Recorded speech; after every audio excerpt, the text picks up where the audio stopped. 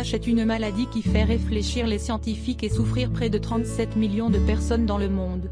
Ce virus peut se cacher à des niveaux indétectables par le traitement actuel. Ceci dit, un patient ne peut jamais être considéré comme complètement guéri. Mais des chercheurs de l'Université de l'Illinois à Chicago estiment toutefois que le fait de cibler un gène dans le cerveau pourrait faire disparaître le virus et le rendre vulnérable au système immunitaire et aux médicaments. Explication. Au cours des 30 dernières années, un traitement antirétroviral hautement efficace a permis de sauver la vie de millions de personnes dans le monde, mais la latence du VIH empêche l'éradication du virus chez la plupart des patients infectés. L'objectif principal est de trouver un traitement curatif contre le VIH. Comment agit le VIH ?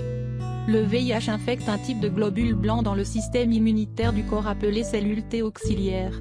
Ces cellules vitales nous gardent en bonne santé en combattant les infections et les maladies. Le VIH ne peut ni se développer ni se reproduire. Au lieu de cela, le virus s'attache à une cellule TLP et fusionne avec elle. Il prend ensuite le contrôle de l'ADN de la cellule, se réplique à l'intérieur de la cellule et libère davantage de VIH dans le sang, poursuivant ainsi le processus de multiplication. De cette manière, le VIH affaiblit les défenses naturelles de l'organisme et, avec le temps, endommage gravement le système immunitaire. La rapidité avec laquelle le virus se développe dépend de la santé générale d'une personne, du délai après le diagnostic du VIH et du début du traitement antirétroviral, et de la cohérence du traitement. Même chez les patients ayant suivi un traitement et dont la quantité du virus devient indétectable dans le sang, ce dernier se cache dans des parties du corps imprévisibles que le traitement n'atteint pas.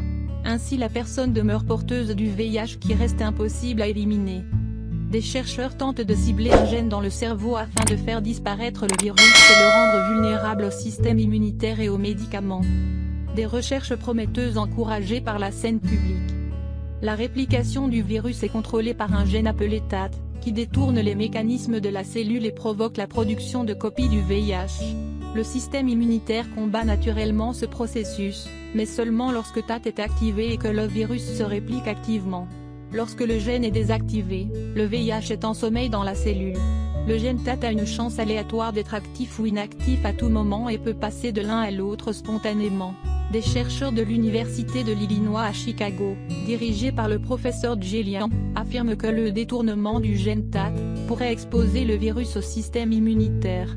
Cela pourrait également permettre aux médicaments antirétroviraux d'attaquer le virus caché en le forçant à sortir à l'extérieur, selon une méthode appelée Shock and Kill. Les résultats de cette nouvelle recherche sont prometteurs et il est bon de voir un nouveau mécanisme d'éradication du VIH à l'étude.